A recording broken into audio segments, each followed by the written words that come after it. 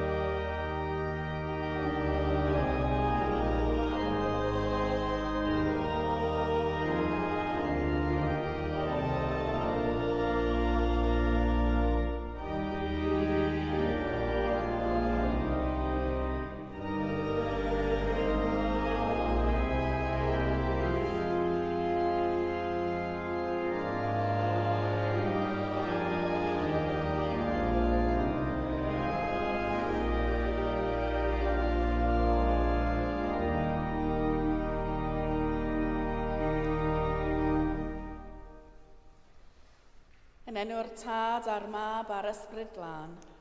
Amen. Gras a thangnefedd a fo gyda chwi. A'ch gadw di a'n hariad Christ. Dad Nefel, y mae pob calon yn agored i ti. Ni allwn guddio un dim oddi wrthyt. Glanhau ni a fflam dy Ysbryd Glân, mwyn i ni dygaru a ddaddoli'n ffyddlon, trwy Iesu Grist ein harglwydd. Amen. Dywedodd ein harglwydd Iesu Grist, dewch ata fi, bawb sy'n flinedig ac yn llwythog, ac fe rodda fi orffwystra i chwi.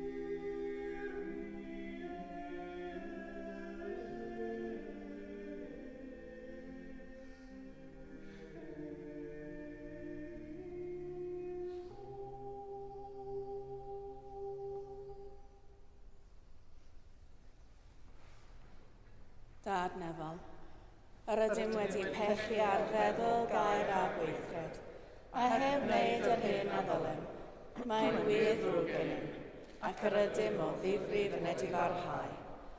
Mwyn dy fab Iesu Grist oedd i farw drosom, maddea yn i'r cwbl a'i theibio, ac arwain ni yn ein ffordd i gerdded fel plant y goleuni. Amen. Yr holl alluog Dduw sy'n maddau bawb sy'n wir edifeiriol, a drygarhaw wrth eich a chryddhau o bechod, eich cadarnhau mewn daioni, a'ch cadw yn y bywyd tragwyddol, trwy Iesu Grist ein harglwydd. Amen.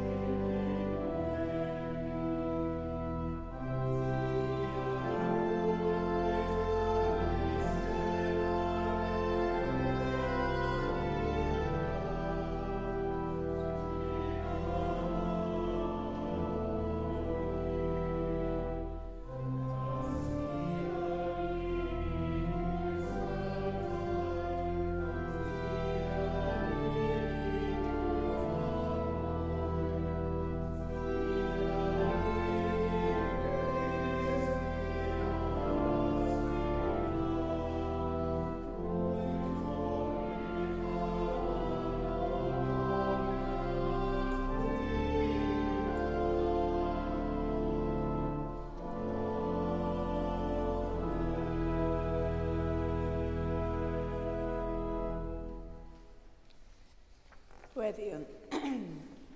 Holl alluog ddiw, torrais dormes pechod ac anfon ysbryd dy fab ein calonnau a thrwyddo yr ydym yn dy alw'n dad. Dyrw i ni rhas i gysegru ein rhyddid eithwasanaeth, fel y dygyr ni ar greadigaeth gyfan i rhyddid gogoneddus plant diw. Tries i Grist ein harglwydd, sy'n fyw ac yn ternasu gyda thi ar ysbryd glân, yn un diw yn nawr ac am byth. Amen.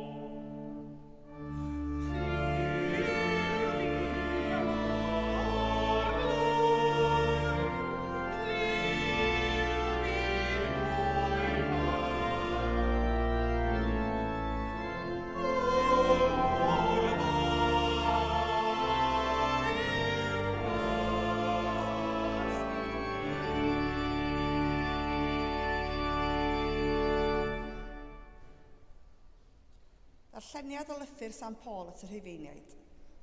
A ydym yn barhau mewn pechod mwyn i ras amlhau, ddim ar unrhyw gyfri. Pobol ydym a fi farw i bechod. Sut y gallwn ni mwyach fyw ynddo?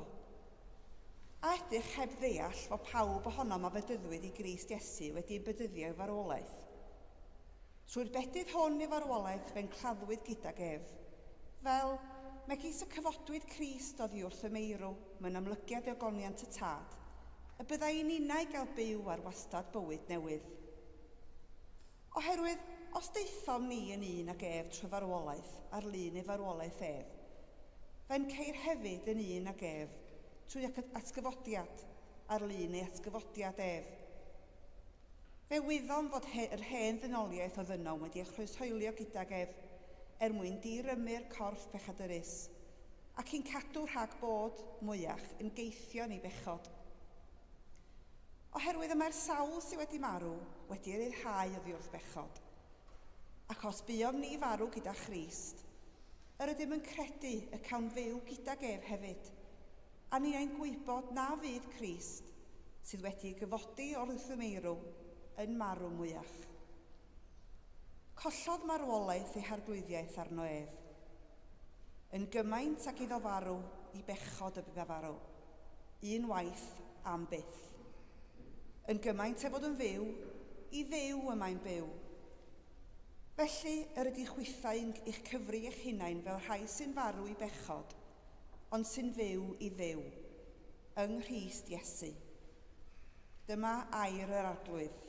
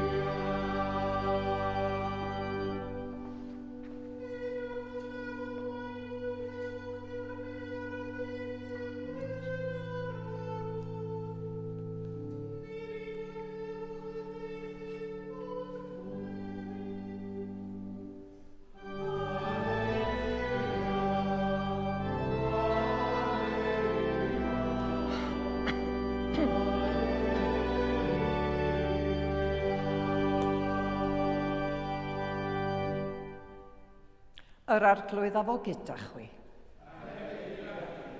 Gwrandewch Efengil Crist yn ôl Sant Mathew. Medda Iesu, nid yw disgybl yn well na'i athro, na gwas yn well na'i feistr. Digon i'r disgybl yw bod fel ei athro, a'r gwas fel ei feistr. Os galwasant feistr y tŷ yn Beelzebul, pa faint mwy ei deulu? Peidiwch a'i hofni hwy. Oherwydd nid oes dim wedi ei guddio na ddatguddir, na dim yn guddiedig na cheir ei wybod. Yr hyn a ddywedaf wrthwch yn y tywyllwch, dywedwch ef yng ngolau dydd, a'r hyn a sibrydir i'ch clust, cyhoeddwch ef ar bennau'r tai, a pheidiwch a gofni'r rhai sy'n lladd y corff, ond na allant ladd yr enaid. Ofnwch yn hytrach yr hwn sy'n gallu dinistio'r enaid a'r corff yn uffern. O'n i werthu'r dau aderyn y to am geiniog. Eto, nid oes un ohonynt yn syrthio i'r ddaear heb eich tad. Amdano chwi, mae hyd yn oed pob blewyn o wallt eich pen wedi ei rifo. Peidiwch a gofni felly, yr ydych chwi'n werth mwy na llawer o adar y to. Pob un fydd yn fy arddel i ger bron eraill, bydda finnau hefyd yn ei harddel hwy ger bron fy nhad, yr hwn sydd yn y nefoedd. Ond pwy bynnag fydd yn fy ngwadu i ger bron eraill, bydda finnau hefyd yn ei gwadu hwy ger bron fy nhad, yr hwn sydd yn y nefoedd. Peidiwch a meddwl mae i ddwyn heddwch i'r ddaear y deithim. Nid i ddwyn heddwch y deithim, ond cleddyf. Oherwydd deithim i rannu dyn yn erbyn ei dad, a merch yn erbyn ei mam, a merch yng nghyfraith yn erbyn ei mam yng nghyfraith, a gelynion rhywun fydd ei deulu ei hun. Nid yw'r sawl sy'n caru tad neu fam yn fwy na my fi, yn deilwng ohono fi, ac nid yw'r sawl sy'n caru mab neu ferch yn fwy na my fi, yn deilwng ohono fi. A'r sawl nad yw'n cymryd ei groes ac yn canlyn ar fy ôl i, nid yw'n deilwng ohono fi. Yr un sy'n ennill ei fywyd a'i cyll, a'r un sy'n colli ei fywyd fy mwyn ni a'i hennill. Dyma efengil yr arglwydd, moliant i ti o Grist.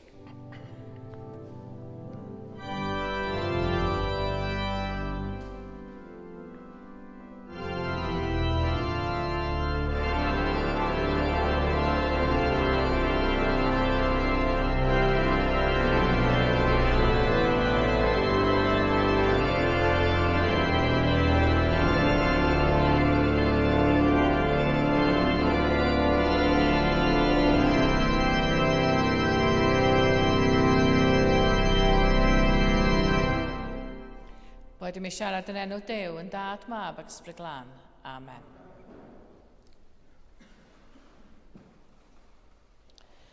Dwi'n cofio darllen unwaith fod angen tua 10,000 o oriau i ddod yn arbenigwr ar unrhyw beth. 10,000 o oriau o ymarfer, o gamgymeriadau, o ddefel barhad. Ar hynna dwi'n mynd y mwyaf dwi'n gweld pa mor wir ydy hynny. Pan o'n i'n fengach, o'n i'n meddwl bod y pethau bwysig mewn bywyd i fod i ddod yn hawdd. Dewis y pynciau iawn yn naturiol pynciau iawn yn ysgol, y rhai oedd yn dod yn naturiol i fi. Dilyn gyrfa sy'n cyd-fynd efo donia. Doeddwn i ddim yn cysidro fod y pethau gorau mewn bywyd weithiau y pethau anodda. Y gwir ydy, mae'n rhaid gweithio ar y pethau sy'n werth chweil. Rhaid ymarfer, methu, dechrau eto. A phan dwi'n edrych yn ôl, y pethau gorau yn fy mywyd, y rhai sydd wedi golygu fwyaf i fi, ydy'r pethau sydd wedi costio rhywbeth. Y rhai sydd wedi cynnwys brwydr a mynedd a weithiau poen. A mae hynny'n wir dydy, ddim yn unig yn ein bywydau personol ni, ond hefyd yn ein bywydau ysbrydol. Oherwydd pan wrandawn ar yr efengil heddiw, mae yna her i ni. Fe glywson ni'r geiriau yma gan Iesu. Ar sawl nad yw'n cymryd ei groes ac yn canlyn ar fôl i, nid un deilwng ohono fi, yr un sy'n ennill ei fywyd a'i cyll, a'r un sy'n colli ei fywyd fy mwyn i sy'n ei hennill. Felly, does yna ddim negas yma nag oes bod popeth am fod yn iawn a bod popeth yn syml. Yn hytrach, mae Iesu yn sôn am wrthdaro yn hytrach na heddwch, a mae'n sôn am golli ein bywydau mwyn ei hennill. Ond mae rhaid i ni gofio, os ydym ni'n gweld hyn chydig bach yn rhyw petrysgar a ddim yn dallt o, mae rhaid i ni gofio sut fath o gyfathrebwr oedd Iesu. Oedd yn aml yn defnyddio iaith gref, delweddau llawn drama, a roedd yn gorliwio'n aml i wneud pwynt. Da chi'n cofio, dwi'n siŵr, am eiriau am gamal a llygad nodwydd. Darlun chwerllynllyd bron, ond mae darlun dydy sy'n aros yn y co. Felly hefyd yma, dydy Iesu ddim yn galw am drais yma na di, na rhwygo teuluoedd. Ond mae'n gwneud rhywbeth llawer dyfnach na hyn. Mae'n ein hysgwyd ni. Mae'n ein gyrfodi ni weld nad yw ei alwad o yn un gyffyrddus. Dim hwn ydy Iesu tirion nag ein plentyndod. Mae'r ffaith bod Iesu hun wedi cael ei ladd yn dangos i fod o leia yn ffigwr dadleuol. Mewn sawl ffordd cafodd ei eiriau yma ei gwireddu do'n meddwl sydyn wedyn. A cofiwch hefyd impact y geiriau yma. Da ni wedi clywed y gair croes yn yr eglwys do am 2000 o flynyddoedd ac drwy gydol ein bywydau ni fel disgyblion. Ond doedd Iesu heb gael ei groeshoelio ar y pryd. Ac i'r bobl oedd yn gwrando, roedd y groes yn offeryn artaith ac yn offeryn marwolaeth. I ni, mi fysa fo fatha deud, os yda ni eisiau dilyn Iesu, bod o'n gofyn i ni godi ein lethal injection neu'n guillotine. Delweddau anymunol hollol. Felly be mae hyn yn ei olygu ni ydy bywydau ni fel Cristnogion yn mynd i fod yn anodd. Wel, mae wir dydy, da ni ddim yn gwynebu eledigaeth fel lot o bobl yn ein byd ni. Ond mae bywyd yn medru fod yn anodd fel Cristion yn dydy. Felly be ydy'r groes i ni heddiw? Weithiau mae'n golygu sefyll dros yr hyn sy'n iawn pan mae o'n amhyblogaeth. Weithiau mae'n golygu gwynebu ein gwendida ein hunain, bod e'n hunanoldeb diffyg maddeuant neu beth bynnag. Oherwydd mae Iesu'n ein galw ni i fyw yn wahanol, i roi pobl eraill yn gyntaf, ddim ni yn hunan, i garu pan fyddai'n haws tro cefn, i fadda pan dan isio cer ymlaen bod yn ddig. A dydy byw yn anhunanol fel hyn ddim yn dod yn naturiol i ni, mae'n mynd yn erbyn y greddf. Mae'n cymryd yn wir filoedd o oriau o ymarfer ysbrydol, gweddio, gwrando, methu, trio eto. Felly dwi'n dod yn ôl i'n cwestiwn rili, ydy bod yn Gristion yn hawdd neu'n anodd? Wel, ar un ystyr, mae'r peth hawsa yn y byd. Oherwydd, yr unig beth sy'n rhan i wneud ydy agor ein hunain i fyny i Dduw. Oherwydd, da ni'n cael grym gan Dduw i newid, a da ni'n cael nerth yr ysbryd glân i ddilyn Iesu. Ond fel ein expert efo 10,000 o eiriau, mae ymarfer ein ffydd a byw ein ffydd bob dydd yn mynd yn erbyn weithiau be da ni isio wneud go iawn, yn naturiol. A dyma ydy'r paradox rhyfedd sydd wrth raidd neges Iesu. Pan ydyn ni'n derbyn hyn, pan ydyn ni'n rhoi'n bywydau ni i'r neilltu fel petai, rydyn ni ar yr adag honno yn darganfod ein bywyd. Pan ydyn ni'n rhyddhau yn gafal ar reolaeth, rydyn ni'n profi rhyddid go iawn. Pan ydyn ni'n rhoi ein hunain, rydyn ni'n derbyn lot mwy yn ôl. Pan ydyn ni'n caru, rydyn ni yn dod yn bobl sydd yn fwy byw. Dyna pam, bod y llwybr yn un gul ac yn un anodd, mae e hefyd yn lwybr sydd yn llawn bywyd. Weithiau mae'r ffydd ydy medru teimlo fel rhyw frwydr barhaus, a dwi'n siŵr bod chi fel fi yn gofyn cwestiynau pam bod Duw yn caniatáu dioddefaint, pam mae pethau drwg yn digwydd i bobl dda, pam ydw i dal i fethu bod fi'n rhio yng ngorau glas. A weithiau, does dim atebion haws. Ond efallai nad atebion ydy'r hyn da ni angen bob tro. Ella mae'r hyn sydd angen arno ni ydy gwybod bod Duw efo ni yn ganol y cwbl. Nid ar y cyrion, ond yng nghanol ein bywydau.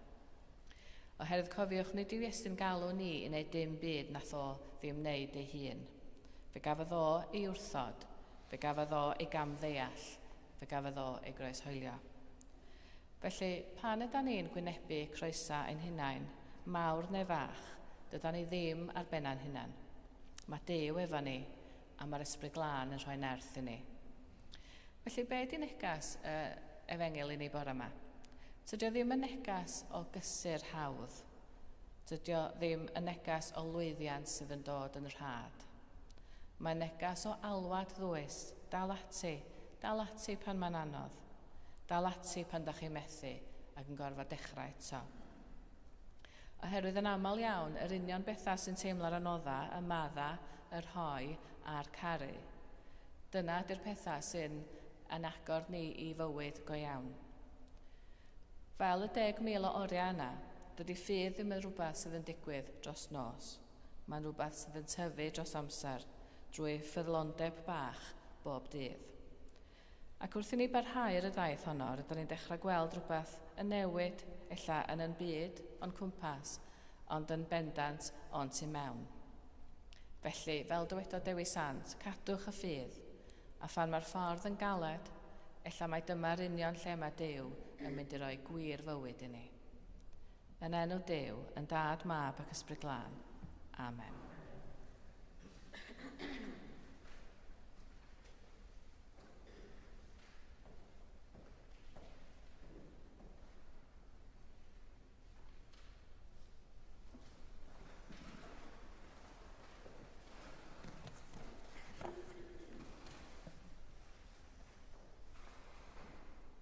Cydweddon credwn i Cia.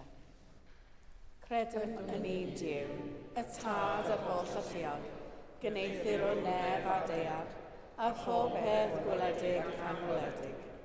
Credwn yn un arglwydd Iesu Grist, unig fab Duw, ac yn hedwyd gan y Tad hyn o holl oesoedd. Duw o Dduw, llewych o lewych, gwir ddiw o wir ddiw, wedi genhedlu, nid wedi neithir, yn un hanfod â'r Tad, a drwy ddiwedd gynnau pob peth, ein mwyn ni ac ar ein iachawdwriaeth, disgynodd o'r nefoedd. Trwy neth yr ysbryd glân, daeth yn gnawd o fair warwen, a fe gwnaed yn ddim. Fe groesholwyd drosom dan Pontius Pilat. Dioddefodd angau a fe claddwyd. Atgyfododd y trydydd dydd yn ôl ysgyfrydau, ac ysgynodd i'r nef, ac am ein eistedd a fe heilaw tad. A daw drachefn mewn gwgoniant i fannu'r byw a'r meirw, ac ar ei deyrnas i byth diwedd. Credwn yn yr ysbryd glân, yr arwydd roddwr bywyd, sy'n deillio o'r tad a'r mab, ac ynghyd â'r tad a'r mab, a gyd addolur, ac ynghyd o'r honeddir, ac ylyfarol trwy'r proffwydi. Credwn yn un eglwys lan gatholig ac apostolig, cydnabyddwn ni'n beddyr dermariant pechodau, a disgwyliwn at gyfodiad y mewn, a bywyd y bydd sydd i ddylod. Amen. Gweddiwn dros yr eglwys a dros y byd, a roddwn ddiolch o Dduw am ei ddeoni.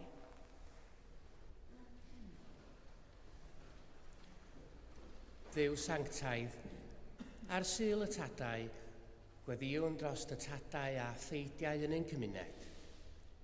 Diolchwn am ei cariad diamod sy'n ein cynnal a'n cryfhau.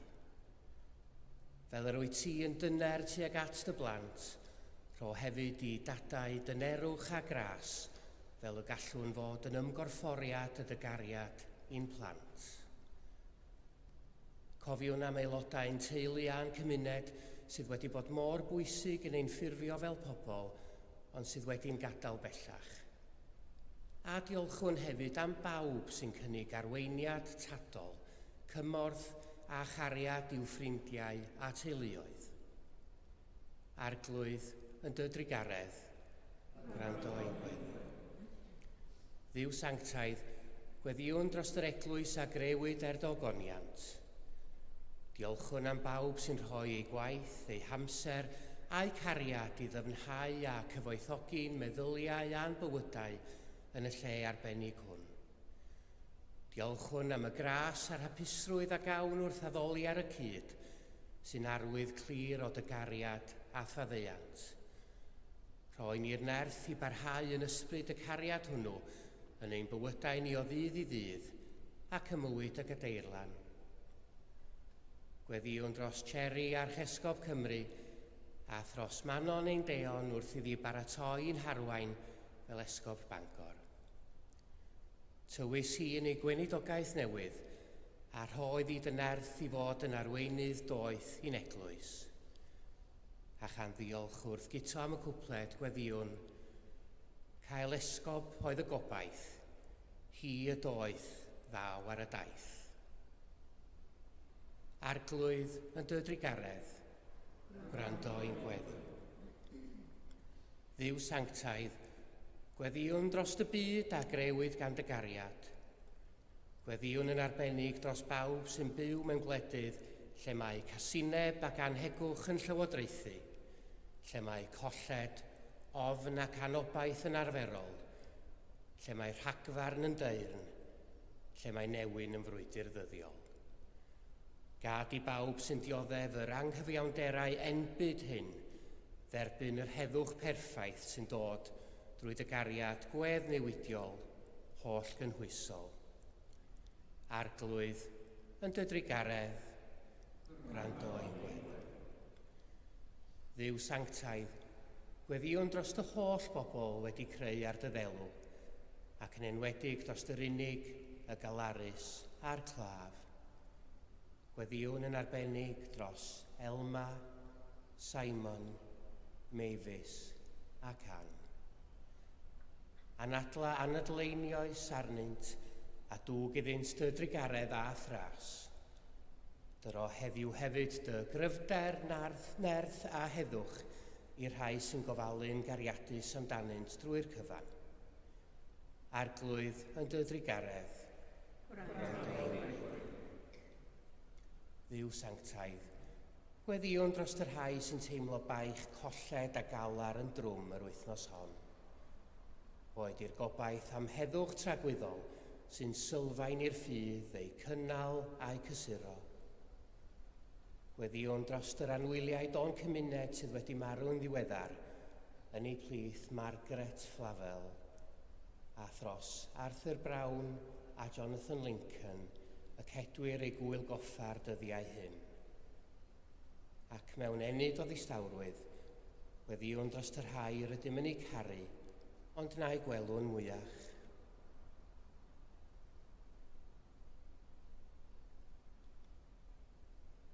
Gorffwys tragwyddol dy roeddynt o dduw, a llewyrched goleini.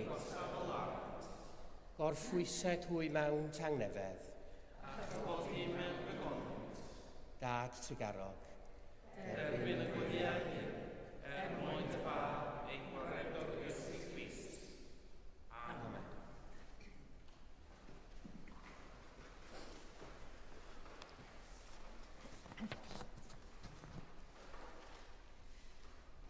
Y mae Crist, tywysog tangnefedd, am dymchwel y muriau sydd ein gwahanu oddi wrth ein gilydd. Galwodd Duw ni i fyw mewn tangnefedd. Tangnefedd yr arwydd, a fo gyda chwi bob amser. A hefyd gyda fi. Gadewch i ni gynnig arwydd o tangnefedd.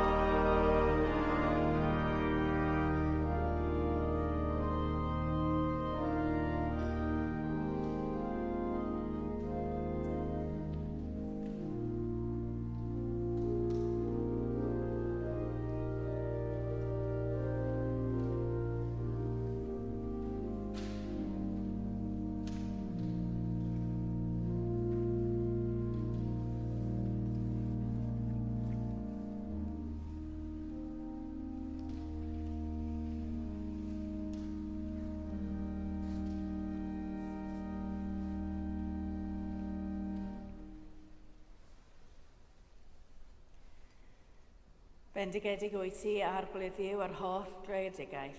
Trwy dy ddaioni mae gennym y bar o hwn i'w offrymu. Roedd y ddeiar a gwaith dwylo dynol, fe ddaw i ni yn fara bywyd. Bendigedig fydda Duw am byth.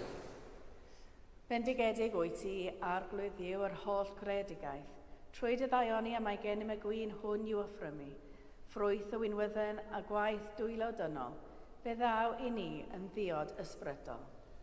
Bendigedig fydda Duw am byth. Yr arglwydd afo gyda chwi. A hefyd gyda fi, Dychefwch eich calonnau. yr ydym yn ei gyrchafu at yr arglwydd. Diolchwn i'r arglwydd ein Duw.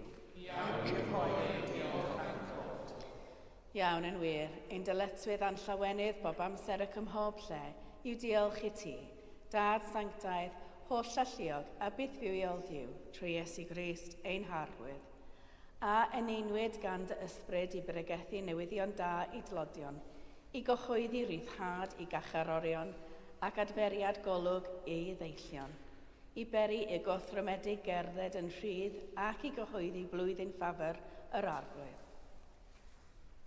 Felly yma'r ar y ddeiar, a chyda'r ynghylion a'r a chynghylion, a phawb yn y nefoedd, molianon dy enw a chanu.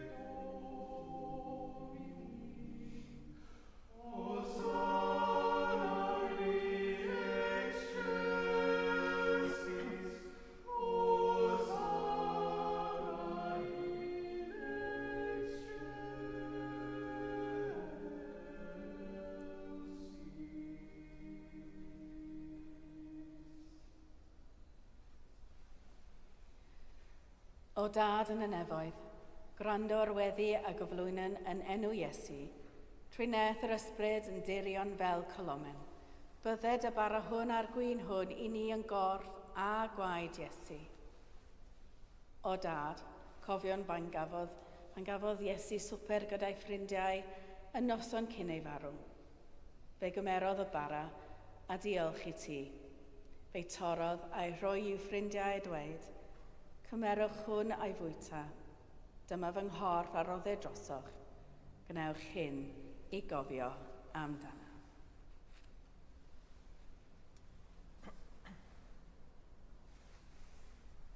Ar ôl swper, fe gymerodd Iesu y cwpan gwyn. Diolchodd i'r ti a'i rhoi i'w ffrindiau a dweud, yfwch o'r cwpan hwn bob un ohonoch. A mae hwn yw fy ngwaed. Yr addewid newydd o gariad Duw, gwnewch hyn bob tro yr yfwch i gofio amdanaf.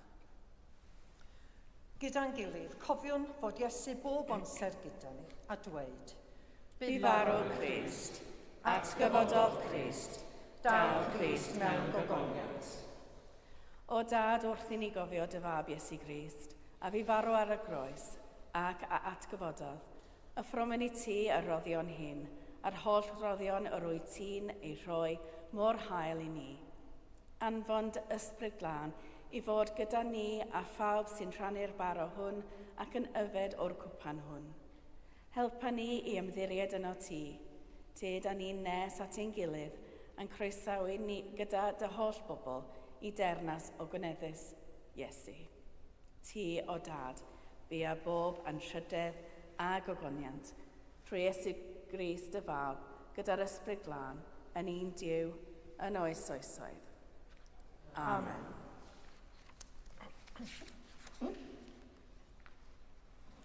Yr adysgodd ein iachawd yn ni gweddion yn hyderus. Ein Tad, y rhwnnwyd yn y nefoedd, sancteiddiad y enw, deled y dernas, gwneled y wyllus, megis yn y nef, felly ar y ddeiar hefyd.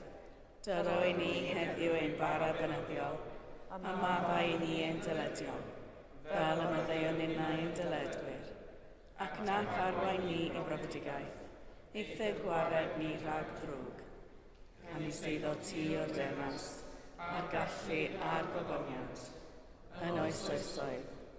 Amen. Yr ydym yn torri'r bara hwn i rannu yng nghorff Crist.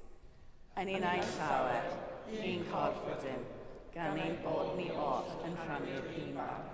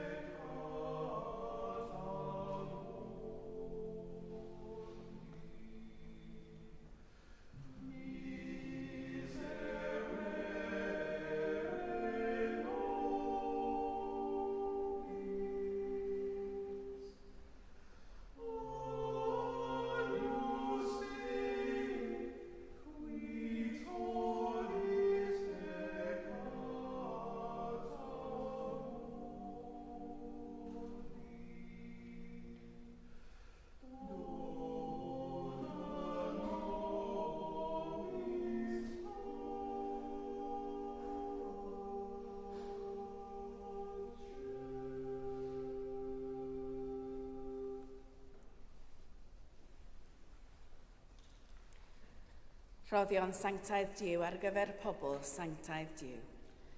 Y mae Iesu Grist yn sanctaidd, y mae Iesu Grist yn arglwydd, gogoniant Diw dad.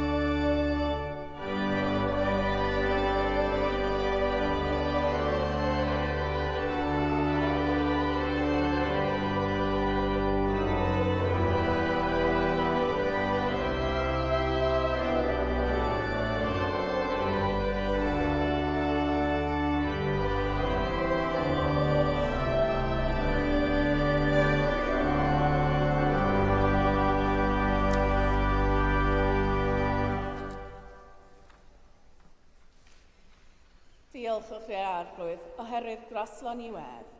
Ei gariad sy'n arglwydd. Diw'r gwirionedd. Yr ydym wedi gweld ein llygaid a chyffodd ein dwylo far a rywyd. Cryfha ein ffydd, fel y tafwn mewn cariad at a ti, ac at ein gilydd, trwy Iesu Grist ein arglwydd at gyfodedig. Amen. Yr arglwydd a fo gyda chwi.